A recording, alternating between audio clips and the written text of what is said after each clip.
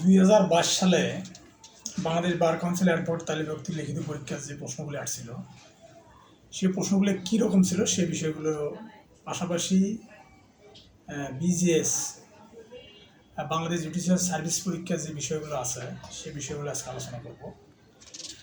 যেখানে বলা আছে যে দেওয়ানি কার্যবিধি 1908 অধীনে কখন একটি দেওয়ানি মোকদ্দমা রিসিভার নিয়োগ করা যায়, একজন রিসিভারের দায়িত্ব সমূহ কী কী। তাই আমরা জানি যে দেওয়ানি কার্যবিধি 1908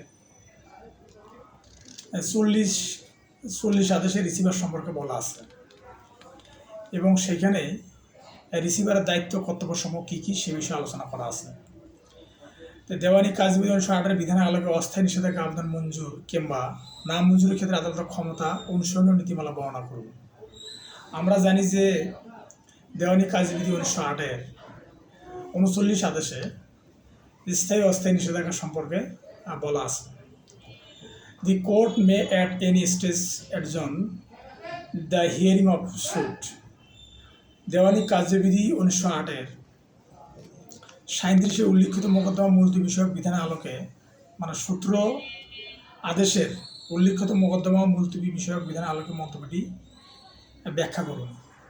আমরা জানি যে সূত্র আদেশে মুলতবি বিষয় বলা আছে। এই সূত্র আদেশে মুলতবি বাদীপক্ষ কতবার, বাদীপক্ষ 6 বার এবং বিবাদী পক্ষ 6 বার, এবং হিয়ারিং অর্থাৎ কোনো মোকদ্দমার শুনানির পরে বাদীপক্ষ খরচা সহ 3 বার এবং বিবাদী পক্ষ 3 বার, অর্থাৎ টোটাল 24 বার মুলতবি আবেদন করতে পারে।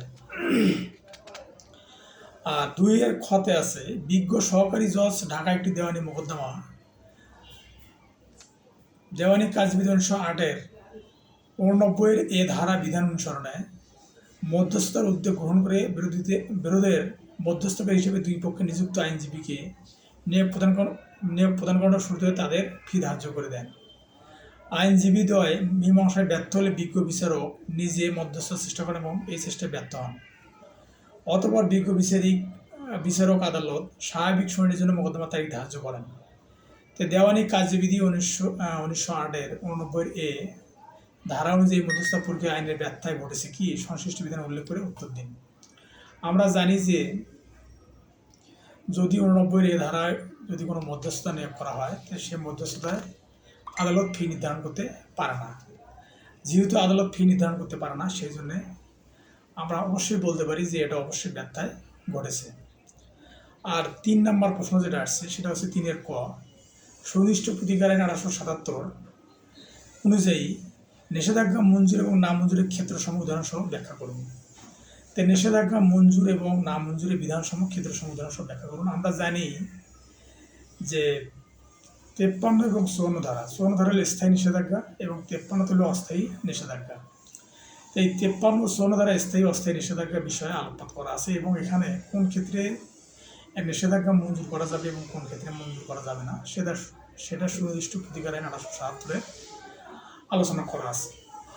আমি মূলত আপনাদেরকে একটা হেডিং দিচ্ছি এই জন্যে যে আপনারা যদি প্রশ্নগুলো সম্পর্কে যদি আপনারা শিরোনামটা যদি মনে রাখতে পারেন তাহলে মোটামুটি আপনাদের একটা ধারণা হবে যে এই প্রশ্নগুলোর অ্যান্সারটা কোন জায়গার মধ্যে আছে। আর এটা হচ্ছে লিখিত পরীক্ষার মূল সত্য এবং মূল বিষয়। এমসিকিউ যাই বলি না কেন সেটা মূল বিষয় হচ্ছে যে আপনাকে অবশ্যই মনে রাখতে হবে, প্রশ্ন দেখা মাত্রই মনে করতে হবে যে এই প্রশ্নটা কোন অধ্যায়ে বা কোন ধারায় বা কোন সাবজেক্টে বা কোন বিষয়ে আলোচনা করা হয়েছে। আমরা জানি যে সিলেবাসে 7টা সাবজেক্ট আছে, এই 7টা সাবজেক্টের মধ্যেই এই বিষয়গুলো থাকবে। তারপর বলা আছে যে 3 খতে বলা আছে যে স্থানীয় সরকার প্রকৌশল বিভাগ সৌন্দর্য বর্ধনের জন্য কয়ের বাড়ির সামনে সরকারি রাস্তার পাশে ফুল বাগান করার উদ্যোগ নেয়। এতে কয়ের বাড়ির সামনে পূর্বোক্ত রাস্তাটি সংযোজিত হয়ে যেতে পারে। কয় উক্তরূপ সৌন্দর্য বর্ধনের কাজ স্থগিতের জন্য নিষেধাজ্ঞা প্রার্থনা মোকদ্দমা দায়ের করতে চায়। নিষেধাজ্ঞা পেতে পারেন কি সংশ্লিষ্ট বিধানের আলোকে উত্তর দিন। তাই আমরা জানি যদি কোনো কাজ যদি সরকার কর্তৃক যদি সৌন্দর্য বর্ধনের জন্য করা হয় এবং সেটার জন্য নিষেধাজ্ঞা চাওয়া হয় তো সেটা অবশ্যই আদালত মঞ্জুর করবে না। তাহলে সেটাও আমরা যদি নিষেধাজ্ঞার বিষয়ে যদি আলোচনা করা আছে সেই নিষেধাজ্ঞার বিষয়টা আছে 53 এবং 54 ধারাতে। 53 ধারাতে সুনির্দিষ্ট প্রতিকার 1877 53 ধারাতে বলা আছে যে অস্থায়ী নিষেধাজ্ঞা ও চিরস্থায়ী নিষেধাজ্ঞা কখন চাইতে হবে কখন চাওয়া যাবে না, এবং 14 ধারা বলা আছে যে চিরস্থায়ী নিষেধাজ্ঞা। চিরস্থায়ী নিষেধাজ্ঞা মূলত হয় ডিগ্রির মধ্য দিয়ে। তাহলে যদি সরকার যদি কোনো ধরনের সৌন্দর্য বর্ধনের কাজ করতে চায় বা সিটি কর্পোরেশন কোনো উন্নয়নমূলক কাজ হয়, তাই সেটাতে নিষেধাজ্ঞা মূলত আদালত মঞ্জুর করতে পারে এবং নাও করতে পারে। কারণ উন্নয়নমূলক কাজে বা সৌন্দর্য বর্ধনের কাজে মূলত নিষেধাজ্ঞা মঞ্জুর করে না আদালত। আর খ বিভাগে যে বিষয়টা আছে সেটা হচ্ছে যে ফৌজদারি কার্যবিধি 1898 বিধান অনুযায়ী কোনো মামলার অনুসন্ধানের বিচারের বিষয়ে ফৌজদারি আদালতে ইক্তির আলোচনা করুন। আমরা জানি যে ফৌজদারি আদালতের অনুসন্ধানের বিচারের বিষয়ে ফৌজদারি আদালতের ইক্তির আলোচনা করুন, এটা বলা আছে 222 ধারাতে। তো ফৌজদারি কার্যবিধি 1898 এর 222 ধারাতে অনুসন্ধানের বিচারের বিষয়ে বলা আছে এবং 222 থেকে 240 ধারা পর্যন্ত এই বিষয়গুলো কিন্তু আলোকপাত করা আছে। তাহলে যদি আপনি প্রথমে অনুভব করতে পারেন যে এই যে প্রশ্নটা করা আছে এই প্রশ্নটার টপিকটা কোথায় আছে, তাহলে আপনি ইজিলি বুঝতে পারবেন যে এটা কী অ্যান্সার হবে। তাই ঢাকার সম্পত্তির একটি জাল দলিল খুলনার সাব রেজিস্ট্রারের অফিসে নিবন্ধিত হয়। এই ক্ষেত্রে কোন জেলা আদালতে দলিলের জালকরণ বিষয়ক মামলার বিচার করার ইখতিয়ার রয়েছে, সংশ্লিষ্ট বিধান আলোকে উত্তর দিন। তাহলে ঢাকার সম্পত্তি নিয়ে একটি জাল দলিল খুলনার সাব রেজিস্ট্রার অফিসে নিবন্ধিত হয়। এই ক্ষেত্রে কোন জেলা আদালতে দলিলের জালকরণ বিষয়ক মামলার বিচার করার ইখতিয়ার রয়েছে। ঢাকার সম্পত্তি এবং জাল দলিল খুলনার সাব রেজিস্ট্রি অফিসে। তাহলে আমরা স্বাভাবিকভাবে বুঝতে পারতেছি যে যেহেতু জমি এক জায়গায় আর এক জায়গায় জাল দলিল, তাই স্বাভাবিকভাবে এটা মনে হবে যে এই জাল দলিল ঢাকার ব্যতীত অন্য কোনো জায়গায় সেটা গ্রহণযোগ্য হবে না। সেটাও যদি আমরা দেখি যে 227 ধারার মধ্যে আপনি দেখবেন এই ধরনের প্রশ্ন বলা আছে যে মানে অভিযোগ যেখানে উত্থাপিত হবে সেখানে সেটার বিচার হবে। যদি এবার এমসিকিউ পরীক্ষায় এই ধরনের প্রশ্ন একটা এসেছিল যে ফৌজদারি কার্যবিধি 1898 227 ধারাটা যে অভিযোগ যেখানে হবে সেখানে বিচারের স্থান বা বিচার করার ইখতিয়ার আদালতে থাকবে। আর খ নম্বর প্রশ্ন হচ্ছে যে ফৌজদারি কার্যবিধি 1898 অনুযায়ী সাক্ষীদের উপস্থিতিতে কোনো স্থানে তল্লাশি চালানোর সাধারণ বিধানসমূহ কী? তো সাক্ষীদের উপস্থিতিতে কোনো স্থানে তল্লাশি চালানোর বিধান, তা আমরা জানি যে 100 ধারা সার্চ ওয়ারেন্ট আছে। এই সার্চ ওয়ারেন্টের মধ্যে কমপক্ষে 2 জন গণ্যমান্য ব্যক্তি নিয়ে কোনো পুলিশ অফিসার সেখানে কিন্তু তদন্ত করতে পারে বা তাদের সম্মুখে কোনো স্থানে তল্লাশি করতে পারে। তাহলে আমরা জানবো যে যদি কোনো সমস্যা হয় সার্চ ওয়ারেন্ট, যে 100 ধারা যে সার্চ ওয়ারেন্ট আছে এই সার্চ ওয়ারেন্টের মধ্যেই বলা আছে যে কমপক্ষে কোনো স্থানে তল্লাশি করতে হলে কমপক্ষে 2 জন ব্যক্তির গণ্যমান্য 2 জন ব্যক্তি সঙ্গে করে নিয়ে সেখানে সার্চ বা তল্লাশি চালাতে পারবে। আর বিচারার্থে গ্রহণ করার ক্ষমতা, মানে 5 নম্বর প্রশ্ন, বিচারার্থে গ্রহণ করার ক্ষমতা সম্পূর্ণ কোনো ম্যাজিস্ট্রেট নিকটে কোনো অপরাধের অভিযোগ আনিতে হলে ফৌজদারি কার্যবিধি 1898 অনুসারে উক্ত ম্যাজিস্ট্রেটের করণীয় কী? তো বিচারার্থে গ্রহণ করার ক্ষমতা সম্পূর্ণ করে ম্যাজিস্ট্রেটের নিকটে কোনো অপরাধের অভিযোগ আনিতে হলে, তাহলে আমরা জানি যে ম্যাজিস্ট্রেট কত ধারায় অভিযোগ আমলে নেয়। আমরা সকলে জানি যে ম্যাজিস্ট্রেট 190 ধারার কী করে, ম্যাজিস্ট্রেট 190 ধারার কোনো অভিযোগ আমলে নেয় এবং নির্বাহী ম্যাজিস্ট্রেট যেটা আমরা জেলা ম্যাজিস্ট্রেট বলি সেই ম্যাজিস্ট্রেট নেয় 190 এর 3 উপধারায়। তাহলে আমরা যদি এই প্রশ্ন যদি এইভাবে ঘোরানো হয় যে বিচারার্থে গ্রহণ করার ক্ষমতা সম্পূর্ণ কোনো ম্যাজিস্ট্রেটের নিকটে মানে নির্বাহী ম্যাজিস্ট্রেটের নিকটে কোনো অপরাধের অভিযোগ আনিতে হলে ফৌজদারি কার্যবিধি 1889 অনুসারে উক্ত ম্যাজিস্ট্রেটের করণীয় কী, তাহলে আমরা জানি যদি নির্বাহী ম্যাজিস্ট্রেটের কথা উল্লেখ করা হয় তাহলে আমরা অবশ্যই মনে করবো যে এখানে 190 এর 3 উপধারা অনুসরণ করতে হবে এবং যদি জুডিশিয়াল ম্যাজিস্ট্রেট হয় তো অবশ্যই সেটা 190 ধারায় করতে হবে। আমরা সকলে জানি যে 190 ধারাতে জুডিশিয়াল ম্যাজিস্ট্রেট কোনো অভিযোগ আমলে নেয় আর 193 ধারাতে দায়রা আদালত কোনো অপরাধ আমলে নেয়। তাহলে আমরা যখন কোনো বিষয়ে জানবো তখন ঠিক সেই মুহূর্তে আমাদের এই বিষয়গুলো মাথায় আসতে হবে যে এটা কোন ধারার মধ্যে এই আলোচনাটা করা আছে। আর 5 খতে বলা আছে একটি মামলায় এইচের বিরুদ্ধে পেনাল কোড মানে অর্থাৎ দণ্ডবিধি 1860 এর 302 ধারা অভিযোগ গঠিত হয়, মানে খুনের মার্ডারের অভিযোগ গঠিত হয়। তো সাক্ষ্য প্রমাণিত হয় যে এইচ তার স্ত্রী ডাব্লুকে আঘাত করতে গিয়ে ডাব্লুর কোলে থাকা তাদের বাচ্চা সিকে আঘাত করে। তাহলে এর 14 দিন পর সি মারা যায়। এটা প্রমাণিত হয় যে যথাযথ চিকিৎসা পেলে হয়তো বা সি বেঁচে যেতে পারত। তো সংশ্লিষ্ট আইনে উল্লেখে ওই আইনজীবী হিসেবে তার খালাস কিংবা সর্বনিম্ন শাস্তির জন্য আপনার যুক্তিমালা প্রস্তুত করুন। তাহলে আমরা এখানে একটা বিষয় দেখলাম যে মানে এইচের বিরুদ্ধে 302 ধারায় মামলা করা হয়েছে। তাহলে এইচ তার স্ত্রী ডাব্লুকে আঘাত করতে গিয়ে ডাব্লুর কোলে থাকা তাদের বাসা সিকে আঘাত করে। যেহেতু একজনকে হত্যা করার আমরা জানি যে মার্ডারের যে 5টা ব্যতিক্রম আছে, সেই ব্যতিক্রম এবং নরহত্যার যে 3টে ব্যাখ্যা আছে, সেই ব্যাখ্যাগুলোর মধ্যে আমরা স্পষ্ট জানতে পারি, এটা থেকে স্পষ্ট ধারণা হয় যে 299 অপরাধজনক নরহত্যা। তার মানে অপরাধজনক নরহত্যার মধ্যে এই ধারণা পড়বে। তাহলে অপরাধজনক নরহত্যা যদি হয়, তাহলে আপনি আইনজীবী হিসেবে আপনার মক্কেলকে বা আপনার যে আসামি অভিযুক্তকে কীভাবে রক্ষা করবেন সে প্রশ্নমালাগুলো আপনাকে প্রণয়ন করতে হবে। কারণ কীভাবে করবেন সেটা হচ্ছে যে সে আঘাত করছে কিন্তু তার ওয়াইফকে। এখন ওয়াইফকে আঘাত করছে, সে কিন্তু আঘাত করছে, তাকে কিন্তু মারার কোনো আঘাত করে না, তার কিন্তু পুরো পরিকল্পিত বা পরিকল্পনা ছিল না। আমরা জানি যে হত্যার 3টে ব্যাখ্যা আছে। সেই 3টে ব্যাখ্যার মধ্যে কি থাকতে হবে, যে পরিকল্পনা থাকতে হবে, তারপরে এমন আঘাত করবে সেটা আসলে হত্যার জন্য, এবং হত্যা অবশ্যই সে মারা যাবে সে আঘাতের মধ্যে, সেটা জানবে। তো এইরকম কিন্তু 3টে ব্যাখ্যা আছে এবং 5টা উপাদান আছে।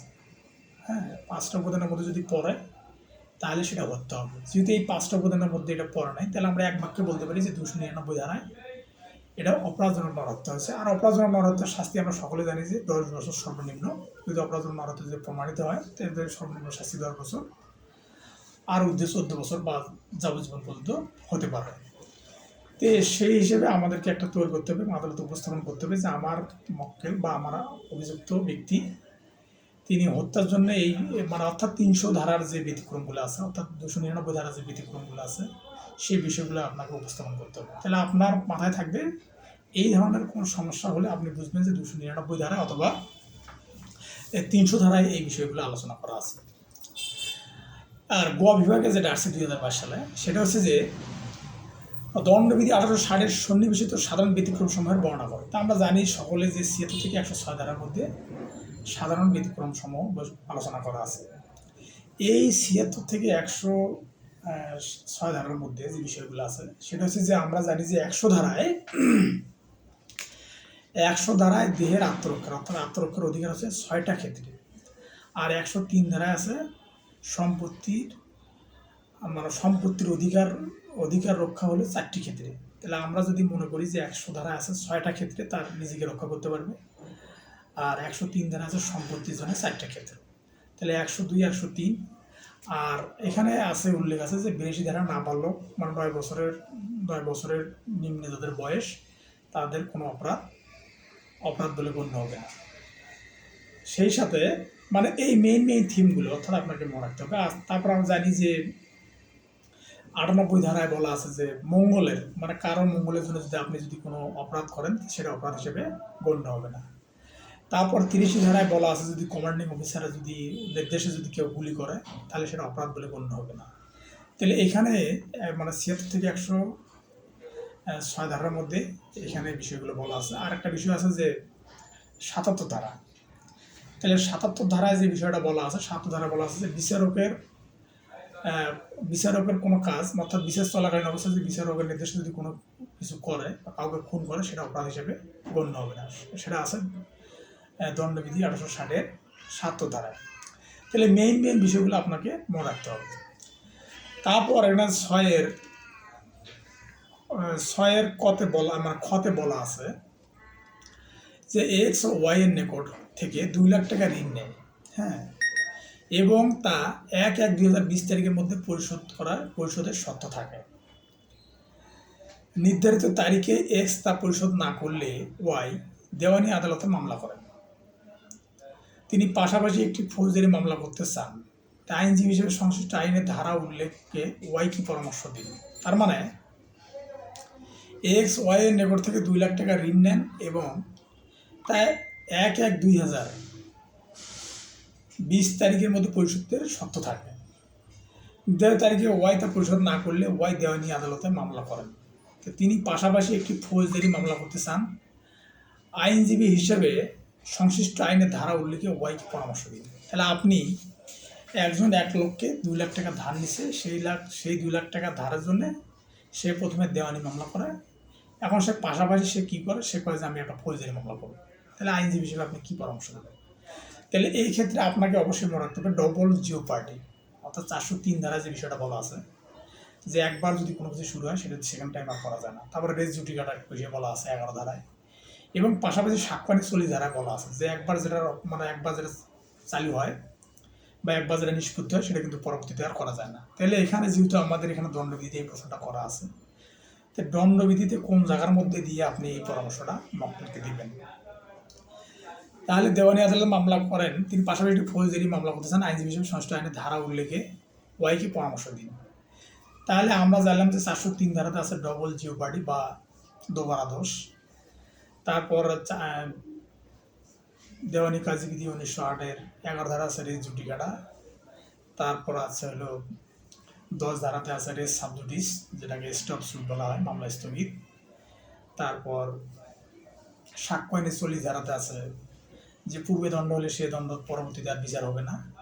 তো এই বিষয়গুলো আপনাকে মনে রাখতে হবে। তারপরে এটা ক্লিয়ার না আমার কাছে, তারপর আপনারা একটু দেখবেন যে একটা মামলা চলমান আছে, সেই মামলাটা যদি সেকেন্ড টাইম যদি আর একটা কোর্টে করতে চায়, তো সেক্ষেত্রে সেটা কী হবে বা সেটা করা যাবে কি না, এবং আইনজীবী হিসেবে আপনি তাকে কী পরামর্শ দেবেন, এই পরামর্শটা আপনাকে একটু স্পষ্ট করিয়ে জানতে হবে। যদি আমার কাছে এখন ক্লিয়ার না, তারপর আমি স্টাডি করার পর হয়তো জানতে পারবো যে আসলে কী পরামর্শ তাকে দেওয়া যায়। সে দেওয়ানি আদালতে অলরেডি মামলা করছে, এখন সে ফৌজদারি আদালতে মামলা করতে চায়, তাহলে এখন এটা কী পরামর্শ আপনি দেবেন, আপনার করণীয়টা কী থাকবে, সেটা হলো বিষয়। আর 7 নম্বর বলা আছে বল প্রয়োগ। অপরাধমূলক বল প্রয়োগ ও আক্রমণ বলতে কী বোঝেন? তাহলে 7-এর কতে বলা আছে যে বল প্রয়োগ বা অপরাধমূলক বল প্রয়োগ বা আক্রমণ বলতে কী বোঝেন? আমরা জানি যে 351 ধারা আছে আক্রমণ, এটা আমরা সকলেই জানি যে 351 ধারা আছে আক্রমণ। হ্যাঁ, আর 351 ধারা আছে আক্রমণ, আর বল প্রয়োগ আছে হলো 349 ধারায়। তো চুরি ও বলপূর্বক গ্রহণ কখন দোষিত হিসেবে গণ্য হবে? তো চুরি ও বলপূর্বক গ্রহণ কখন দোষিত হিসেবে গণ্য হবে? তাহলে আমরা সকলে জানি যে চুরি বা বলপূর্বক গ্রহণ যখন এটার মধ্যে সাংঘাতিক কিছু থাকবে, মারাত্মক কোনো কিছু থাকবে, মৃত্যুর ভয় থাকবে, তখন সেটা কী হবে? দোষিত হবে। তো চুরি করতে যায় যদি আপনি কাউকে মারার হুমকি দেন বা কাউকে যদি গুরুতর জখমের চেষ্টা করেন, বা বলপূর্বক গ্রহণ করতে যায় যদি কাউকে মৃত্যুর ভয় দেখান, তাহলে সেটা কিন্তু ইজিলি দোষিত হবে। দোষিত হচ্ছে 390 ধারা। তাহলে আমাদের মনে রাখতে হবে যে চুরি আছে 378 ধারা, আর বলপূর্বক গ্রহণ আছে 349 ধারা, আর দোষিত আছে হচ্ছে 390 ধারা। তাহলে আপনি যখনই আপনার এগুলো বিষয়গুলো মনে থাকবে, যে ধারাগুলো যখন আপনার মনে হবে, তখন অটোমেটিক আপনার মনে হবে যে আসলে এটা কোন ধারার মধ্যে পড়বে। আর 7-এর খতে যে বিষয়টা বলা আছে KLM NO এবং P একটি বাড়িতে ডাকাতি করাকালে বাড়ির মালিক আর কি খুন করেন, তবে লোকজনের চিৎকারে ডাকাত দল কোনো মালামাল নিতে পারেনি। এক্ষেত্রে KLM NO এবং Pর ফৌজদারি দায় নিরূপণ করুন। তাহলে আমরা জানি যে যদি কোনো ডাকাত করাকালে যদি কাউকে খুন করে, তাহলে সেটা সরাসরি কোনো কথা নাই, ডাইরেক্টলি যাবে দণ্ডবিধি 1860-এর 396 ধারা, খুন সহকারে ডাকাতি। এখন ডাকাতি করাকালে এখন খুন করছে, এটা সত্য, এখন সে ডাকাতির মালামাল নিতে পারছে কি না পারছে সেটা কিন্তু বড় বিষয় নয়। বড় বিষয় হচ্ছে কি, যে সে 396 ধারা এটা অপরাধ করছে। অর্থাৎ 396 ধারা কী আছে? 396 ধারা আছে মৃত্যুদণ্ড বা যাবজ্জীবন কারাদণ্ড, এটার মধ্যে কোনো আপোষ নাই। আমরা জানি যে দণ্ডবিধিতে 10টা ধারায় মৃত্যুদণ্ড আছে। দণ্ডবিধিতে 10টা ধারায় দণ্ডবিধিতে 10টা ধারায় মৃত্যুদণ্ড আছে, তার মধ্যে 396 ধারা একটা। ধারাগুলো আপনাদেরকে একটু রিমাইন্ড করে দিই, যতটুকু আমার মনে আছে ততটুকুই বলি। আমরা জানি যে 302 ধারা, এটা তো 300 ধারা, এটা তো মার্ডার, এটা তো মৃত্যুদণ্ড। তারপরে 303 ধারা, সেটা একটা আছে। তো 300 ধারা 300 ধারা 302 ধারা 303 ধারা 305 ধারা, হ্যাঁ, তারপর হচ্ছে 396 ধারা, তারপরে 211 ধারা, এইরকম 10টা আছে মৃত্যুদণ্ডে, মানে দণ্ডবিধিতে 10টা মৃত্যুদণ্ডের ধারা আছে। তাহলে আমরা জানবো যে ফৌজদারি দায় নিরূপণ করুন, তাহলে এটা অবশ্যই 396 ধারায় ডাকাতি চলাকালে যে খুন হয় সেটাতে পড়বে। এবং এখানে কি হবে না, এখানে কোনোভাবে সে মাল নিতে পারছে কি না পারছে, দেখেন একটা কীভাবে বিভ্রান্ত সৃষ্টি করছে। সে ডাকাতি চলাকালীন অবস্থায় সে খুন করছে কিন্তু মালামাল নিতে পারেনি। তো মালামাল নিতে পারুক আর না পারুক সেটা তো বড় বিষয় নয়, বড় বিষয় হচ্ছে যে সে খুনটা করছে, সে কী করছে, আরকে খুন করছে। তো এই খুনের শাস্তি হবে সরাসরি 396 ধারা। আর ঘ অংশ অর্থাৎ ডি গ্রুপে আছে যে কোনো একটি 72 দিন, সেটা হচ্ছে যে এখানে বলা আছে সাক্ষ্য আইন সম্পর্কে যে সকল দোষ স্বীকারোক্তি, কিন্তু সকল স্বীকারোক্তি দোষ স্বীকারোক্তি নয়। ব্যাখ্যা করুন। তাই আমরা জানি যে সাক্ষ্য আইন 1872-এর 24 থেকে 30 ধারার মধ্যে, মানে 24 থেকে 28 ধারার মধ্যে কি আছে, দোষ স্বীকারোক্তিমূলক বিষয় বলা আছে, স্বীকারোক্তি সম্পর্কে বলা আছে। এখানে দেখবেন যে 24 ধারায় বলা আছে সাক্ষ্য আইনের যে প্রলোভন ভীতি প্রদর্শন দেখে পুলিশ স্বীকারোক্তি আদায় করছে। তারপর 25 ধারায় বলা আছে যে পুলিশ হেফাজতে স্বীকারোক্তি। তারপর 26 ধারায় বলা আছে যে পুলিশ হেফাজতে এবং ম্যাজিস্ট্রেটের উপস্থিতিতেও স্বীকারোক্তি। তারপর 27 ধারায় আছে আলামত, আলামত উদ্ধার। আর 24 ধারায় বলা আছে যে প্রলোভন ভীতি প্রদর্শন অপসারণের পর যেটা থাকে 28 ধারা। তো এইভাবে যদি আপনি পড়েন তাহলে আপনার মনে থাকে। তাহলে সকল দোষ স্বীকারোক্তি, কিন্তু সকল স্বীকারোক্তি দোষ স্বীকারোক্তি নয়। মানুষ স্বীকারোক্তি দিতে পারে, সে স্বীকারোক্তি দিতে পারে, কিন্তু সেই স্বীকারোক্তি সকলকে দোষ স্বীকারোক্তি এমনটা তো বলা যাবে না। কারণ পুলিশের কাছে মানুষ মারের জন্যে আপনারা জানবেন যে পুলিশের নিকটে স্বীকারোক্তি গ্রহণযোগ্য নয়। এটা কত ধারা বলা আছে? এটা বলা আছে যে হলো 25 ধারায় বলা আছে পুলিশ হেফাজতের স্বীকারোক্তি গ্রহণযোগ্য হিসেবে গণ্য হবে না। তো এটা বলা আছে। তাহলে স্বীকারোক্তি মানে আপনি যা এবং আপনি যা স্বীকার করবেন সেটা স্বীকারোক্তি। সেটা এখন কি হতে পারে, সেটার মধ্যে দোষ থাকতেও পারে, না থাকতেও পারে। তাহলে সকল দোষ স্বীকারোক্তি, কিন্তু সকল স্বীকারোক্তি দোষ স্বীকারোক্তি নয়। তাহলে দোষ স্বীকারোক্তি সেটা স্বীকারোক্তি অরিজিনালি স্বীকারোক্তি, অর্থাৎ মূলতই স্বীকারোক্তি। আর সকল স্বীকারোক্তি যে দোষ স্বীকারোক্তি হবে এমনটা বলা যাবে না। মানে সকল স্বীকারোক্তির মধ্যে তো দোষ থাকবে না, থাকবে সকল স্বীকারোক্তির মধ্যে কিন্তু দোষ কখনোই থাকবে না। তাহলে এইগুলোই হচ্ছে আপনার 24 থেকে 28 ধারা পড়লে সাক্ষ্য আইনে তাহলে আপনার এই বিষয়টা সম্পর্কে ক্লিয়ার হবে। তাহলে আসামি পুলিশের হেফাজতে থাকাকালীন আসামির নিকট থেকে তথ্য কতখানি প্রমাণ করা যেতে পারে? তাই বললাম যে 27 ধারা অনুযায়ী যদি আসামির নিকটে স্বীকারোক্তি, মানে আসামি পুলিশের কাছে থাকা অবস্থায় যদি কোনো আলামত উদ্ধার করতে পারে, সে আলামতটা কী হবে, এই অভিযুক্তের বিরুদ্ধে সাক্ষ্য হিসেবে ব্যবহার করা যাবে। যেমন ধরেন যে এক ব্যক্তি যদি বলে যে আমি তাকে গুলি করে মারছি, তাহলে বন্দুকটা বা পিস্তলটা ফেলে দিয়েছে জঙ্গলে, সেই জঙ্গল থেকে যদি ওটাকে উদ্ধার করা হয় তাহলে এটা পুলিশের এই আলামতটা কী হতে পারে, মানে অভিযুক্তের বিরুদ্ধে যাইয়ে এটাকে শাস্তি হিসেবে গ্রহণযোগ্য হতে পারে। আর 8-এর খতে বলা আছে যে একটি চা বাগান বিক্রয়ের দলিলে বাগানের নকশা সন্নিবেশিত হলো, নকশায় ভুলবশত বাগানের চতুর্দিকে রাস্তা অন্তর্ভুক্ত করা হয়নি। তা দলিলে উল্লেখিত রাস্তাটি চা বাগানের অংশ হিসেবে প্রমাণের জন্য মৌখিক সাক্ষ্য প্রদান করা যাবে কি? সংশ্লিষ্ট আইনের আলোকে উত্তর দিন। আমরা জানি যে দলিলের বিষয়বস্তু যদি কোনো বিষয়ে দলিল করা হয় তো সেটার কিন্তু মৌখিক সাক্ষ্য গ্রহণযোগ্য নয়। সেটা কত ধারা বলা আছে? সেটা বলা আছে সাক্ষ্য আইনের 121 ধারা। আপনারা জানবেন যে মৌখিক সাক্ষ্য, দালিলিক সাক্ষ্য হলে মৌখিক সাক্ষ্য গ্রহণযোগ্য নয়, সেটা বলা আছে 121 ধারাতে, 121 অথবা 122 হবে। আর আরেকটা বিষয় বলা আছে সেটা হচ্ছে যে 90 থেকে 91 ধারাতে, মানে সাক্ষ্য আইনে 90 থেকে বলা আছে 91 ধারাতে, অর্থাৎ দালিলিক মানে মৌখিক সাক্ষ্য বর্জন, দালিলিক সাক্ষ্যের মধ্যে দিয়ে মৌখিক সাক্ষ্য বর্জন, সেটা বলা আছে 91 থেকে 100 ধারাতে। অর্থাৎ যদি দলিলের কোনো বিষয়বস্তু থাকে সন্নিবেশিত তাহলে সেটাতে মৌখিক সাক্ষ্য কোনোভাবে গ্রহণযোগ্য নয়। তাই আমরা সেই বিষয়গুলো মনে রাখতে পারবো। আর 9 নম্বরের 9-এর কতে বলা আছে যে দেওয়ানি ও ফৌজদারি মামলা প্রমাণের দায় ভিন্ন রূপ কি? প্রমাণের দায় সংক্রান্ত সাক্ষ্য আইন 1872-এর বিধান বিস্তারিত আলোচনা করুন। দেওয়ানি ও ফৌজদারি মামলা প্রমাণের দায় ভিন্ন রূপ কি? তো দেওয়ানি ও ফৌজদারি মামলা প্রমাণের দায়ভার কি ভিন্নরূপ? তো স্বাভাবিকভাবে প্রমাণের দায় তো ভিন্নরূপ হবে না, কারণ আপনি একটা জমি দাবি করতেছেন যে আমার এই জমিটা আমার, তাহলে অবশ্যই আপনাকে সেটা প্রমাণ করতে হবে। কত ধারা অনুযায়ী? সেটা সাক্ষ্য আইনের 101 ধারা অনুযায়ী আপনি প্রমাণ করবেন যে আমি এই জমিটা এই জন্য দাবি করতেছি। তারপর আপনি অত্যাচারিত হয়েছেন বা ভিকটিম, আপনাকে কেউ আঘাত করছে, তো সেটা অবশ্যই আপনাকে প্রমাণ করতে হবে। সেটা প্রমাণ করবেন কীভাবে? সেটা সাক্ষ্য আইনের 101 থেকে 103 ধারার মধ্যে এটা বলা আছে। আর আপনি যদি কোনো কিছু প্রমাণ করতে যান এবং সেটা যদি সাধারণ ব্যতিক্রমের মধ্যে পড়ে, তাহলে সেটা হবে 105 ধারা। আমরা জানি যে যদি কোনো সাক্ষ্য আইনে কোনো কিছু প্রমাণ করতে যান এবং সেটা যদি সাধারণ ব্যতিক্রমের মধ্যে পড়ে দণ্ডবিধির, তাহলে সেটাকে প্রমাণ করতে হবে 105 ধারা অনুযায়ী।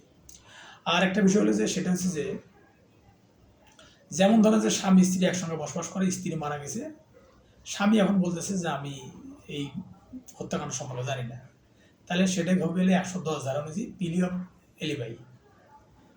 এলিবি যেটা বলে, পেলি অফ আলিবাই যেটা, অর্থাৎ তাকে 11 ধারা এবং 110 ধারা অনুযায়ী প্রমাণ করতে হবে যে আমি এই জায়গায় ছিলাম না, বা আমার স্ত্রী যখন মারা গেছে তখন আমি এখানে উপস্থিত ছিলাম না, তখন সেটা পিলি অফ আলিবাই হিসেবে প্রমাণ করতে হবে। তো এইভাবে আপনাদেরকে প্রতিটা প্রশ্ন জানার সাথে আপনার প্রশ্নটা যাতে সেকশনটা যাতে মনে থাকে, সেই জন্য আপনাকে খুব কিন্তু প্রচুর স্টাডি করতে হবে। আর 9-এর খতে যে প্রশ্নটা আসছে 2022 সালে, সেটা হচ্ছে যে সাক্ষীর বিশ্বাসযোগ্যতা কীভাবে অভিশংসন করা যায়, সংশ্লিষ্ট বিধানের আলোকে উত্তর দিন। তাহলে আমরা জানি যে সাক্ষীর বিশ্বাসযোগ্যতা কীভাবে অভিশংসন করা যায়, মানে অর্থাৎ বরি সাক্ষ্য যেটাকে বলা হয়, হোস্টেল উইটনেস, যেটা 154 ধারাতে আছে, সাক্ষ্য আইনে 154 ধারাতে যেটা আছে, যে একটা সাক্ষী কখন বরি সাক্ষ্য হয়, এবং 153 ধারাতে বলা আছে যে বরি সাক্ষ্য প্রমাণ করার জন্য কী কী বিষয় নিয়ে আসতে হয়। তাহলে যখন বরি সাক্ষ্যর বিষয় বা অভিশংসন বিষয়টা থাকবে, তখন আপনি একেবারে এক বাক্যে যাবেন যে 153 এবং সাক্ষ্য আইনে 153 এবং 154 ধারার মধ্যে বিষয়টা উল্লেখ করা আছে। আর গ্রুপ মানে ইমো অংশ যে কোনো একটি প্রশ্ন উত্তর দিন। যেটা আসছে সেটা হচ্ছে যে তামাদি আইন থেকে, তামাদি আইন 1908-এর মানে 10 নম্বরে 10-এর ক, তামাদি আইন 1908-এর বিধান অনুসারে সম্পত্তিতে কোনো ব্যক্তির অধিকার কীভাবে বিলুপ্ত হতে পারে, ক্রমাগত চুক্তি ভঙ্গের ক্ষেত্রে তামাদি মেয়াদ কীভাবে পরিগণনা করা হয়, উদাহরণস্বরূপ ব্যাখ্যা করুন। তাই আমরা জানি যে অ্যাডভার্স পজিশন, অ্যাডভার্স পজিশন একটা বিষয় আছে। আর আমরা জানি যে অধিকার কীভাবে বিলুপ্ত হয়, সেটা আছে তামাদি আইনের 28 ধারাতে। 28 ধারাতে কী আছে, যে 28 ধারাতে তামাদি আইন 28 ধারাতে বলা আছে যে অধিকার কীভাবে বিলুপ্ত হয়, যেটাকে অ্যাডভার্স পজিশন বা রাইট টু অ্যাসেসমেন্ট বলা হয়। তো যাই হোক, যে 28 ধারাতে আমাদের বলা আছে যে মানুষের অধিকার কীভাবে বিলুপ্ত হয়, সেটা যদি আমরা পড়ি, তাহলে সেটা দেখতে পাবো যে 28 ধারাতে মানুষের অধিকার কীভাবে বিলুপ্ত হয়, এবং 26 ধারা মানে অধিকার বিলুপ্ত হওয়ার ধারা হচ্ছে 28, আর অধিকার অর্জিত হওয়ার ধারা হচ্ছে 26।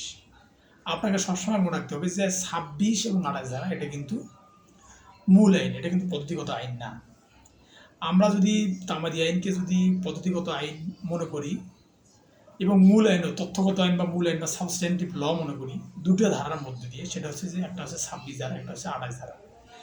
26 ধারাকে বলা হয় যে রাইট টু অ্যাসেসমেন্ট, মানে অধিকার রক্ষা করা, যেটা মানে প্রিসক্রিপশন বলা হয় ওটাকে সহজ বাংলায়, মানে ডাক্তার যে আপনাকে প্রিসক্রিপশন দেয়, সেই প্রিসক্রিপশন বলা হয় 26 ধারাকে, অর্থাৎ যে কোনো অধিকারকে প্রতিষ্ঠিত করা হলে 26 ধারা। আর 28 ধারা সেটা কী করে বিলুপ্ত করা। আপনি একটা জমির মালিক, সেটা আপনি যদি টেক কেয়ার না করেন, তাহলে স্বাভাবিকভাবে আপনার 26 এবং 28 ধারার মধ্যে সেই অধিকার কী হয়ে যাবে, অটোমেটিক আপনার সেই অধিকারটা বিলুপ্ত হয়ে যাবে। তাহলে আপনাকে যখন মনে হবে যে কোনো অধিকার সম্পর্ক, অর্থাৎ কোনো সম্পত্তির আপনি মালিক আছেন কি না, সেই বিষয়ে যদি কোনো প্রশ্ন করা হয়, তাহলে অবশ্যই আপনাকে চলে যেতে হবে 26 এবং 28 ধারাতে।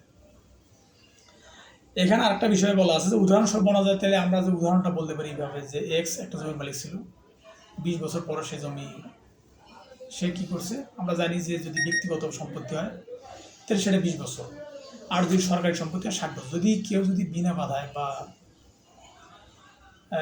বাধায় যদি কেউ কোনো জমি ব্যক্তিগত সম্পত্তি যদি 20 বছর ভোগ দখল করে, তাহলে 2 বছর পর সে ঘোষণামূলক মামলা করতে পারবে এবং সে ওই জমিটা দাবি করতে পারে। আর যদি সরকারি সম্পত্তি হয় তাহলে 60 বছর। তো সেইগুলো আমরা জানি। আর 10-এর ক্ষতে যে বিষয়টা বলা আছে সেটা হচ্ছে যে এক্স দাবি করেন যে ওয়াইকে দাতা দেখিয়ে প্রতারণার মাধ্যমে 15/3/2015 তারিখে একটি দলিল সম্পাদন করেন। তো দলিলটি গত 19/3/2005 তারিখে নিবন্ধিত হয়। এক্স বিষয়টি 18/3 তারিখে প্রথম জানতে পারেন। অতঃপর এক্স 18/4/2016 তারিখে আবেদন করেন এবং 22/5/2000 তারিখে দলিলটি সহিমোহরকৃত প্রাপ্ত হন। এক্স এখন দলিল বাতিলের জন্য মোকদ্দমা দায়ের করতে চান। সংশ্লিষ্ট আইনে উল্লেখিত উক্তরূপ মোকদ্দমা দলিল সর্বশেষ তারিখ নির্ধারণ করুন। তাহলে দলিল বাতিলের মোকদ্দমা, আপনি তো জানেন যে দলিল বাতিলের যদি দলিল থাকে তাহলে 3 বছর। যদি কোনো দলিল সম্পর্কে যদি কোনো মোকদ্দমা করা হয়, যে তামাদি আইনের 141 ধারাতে বলা আছে যে যদি দলিল সংশোধনে যদি কোনো বলা যায় তাহলে সেটা তামাদি আইনে 141 অনুচ্ছেদ অনুযায়ী 3 বছরের মধ্যে মামলা করতে হবে। তাহলে দলিল সংশোধনের জন্য মামলা করবে, তো সেটা হচ্ছে যে সুনিষ্ঠ প্রতিকার আইনের 35 ধারাতে বলা আছে মানে চুক্তিরোধ। আর 31 ধারাতে বলা আছে সুনিষ্ঠ প্রতিকার 1877-এর 31 ধারাতে বলা আছে দলিল সংশোধন। আমরা জানি যে সুনিষ্ঠ প্রতিকার আইনে 1877-এ 57টা ধারা আছে। এই 57টা ধারা 31 ধারাতে বলা আছে দলিল সংশোধন এবং 35 ধারাতে বলা আছে চুক্তিরোধ। তাহলে দলিল সংশোধন এবং চুক্তিরোধ মানে অর্থাৎ যদি দলিল সংশোধন করতে চায় তাহলে সেটা কী হবে, সেটা হচ্ছে যে 31 ধারা অনুযায়ী সংশোধন করতে পারবে। আর প্রতারণা কোথায় আছে আমরা জানি যে, যেহেতু আমরা জানি যে মৃত্যু প্রতারণার স্বীকৃতি সুদ, তাহলে 17 ধারাতে আছে মৃত্যুর ফলাফল, আর হলো 18 ধারাতে আছে প্রতারণার ফলাফল। তাহলে প্রতারণার বিষয়ে যিনি জানতে পারবে, অর্থাৎ 18 ধারা অনুযায়ী, তামাদি আইনের 18 ধারা অনুযায়ী প্রতারণার বিষয়ে যিনি জানতে পারবে সেদিন থেকে 3 বছর সে সময় পাবে। তাহলে আমরা যদি এখানে আমরা কটা ধারা সংশ্লিষ্ট করব, যুক্ত করবো হচ্ছে 18 ধারা, তামাদি আইনে 18 ধারা, আর সুনিষ্ঠ প্রতিকার আইনে 31 ধারা যদি সে দলিল সংশোধন করে। আর 11 নম্বরে যে প্রশ্নটা আসছে সেটা হচ্ছে যে কোনো মোকদ্দমা দাখিলের তামাদি মেয়াদ গণনার ক্ষেত্রে আইন উল্লেখ কার্যক্রম এবং এখতিয়ারবিহীন আদালতে দাখিলের সদৃশ্যমূলক কার্যক্রম বাবদ ব্যয়িত সময় প্রভাব বর্ণনা করুন। মানে কোনো মোকদ্দমা দাখিলের তামাদি মেয়াদ গণনার ক্ষেত্রে আইন অনুযায়ী যে কার্যক্রম এবং এখতিয়ারবিহীন আদালতে দাখিলি সৎ উদ্দেশ্যমূলক কার্যক্রম বাবদ ব্যয়িত সময়ের প্রভাব বর্ণনা করুন। আমরা জানি যে 14 ধারায় কি আছে, এখতিয়ারবিহীন আদালতে মামলা। 15 ধারায় কি আছে, মানে 14 ধারায় আছে হলো গুড ফেইথ, 14 ধারায় আছে গুড, মানে সৎ উদ্দেশ্যে যদি কেউ যদি এখতিয়ারবিহীন আদালতে মামলা করে 14 ধারায়, তো কী হবে সেটা, সেই মামলার তামাদিটা কিন্তু তামাদি হবে না, কেননা সে সৎ উদ্দেশ্য অর্থাৎ গুড ফেইথ বিষয়টা বলা আছে। তো এই জন্য কী হবে, আমরা তামাদি আইনের 14 ধারাতেই নিয়ে যাবো এই বিষয়টা। তামাদি আইনের 14 ধারাতে এই বিষয়টা নিয়ে যাই, তখন কী হবে, তখন দেখা যাবে যে আমরা মামলাটা এই উদ্দেশ্যে আমরা কী করব, সংশোধনের জন্য আমরা আবেদন করতে পারবো এবং আদালত সেটা কী করবে, গ্রহণ করবে। আর 11 ক্ষতে বলা আছে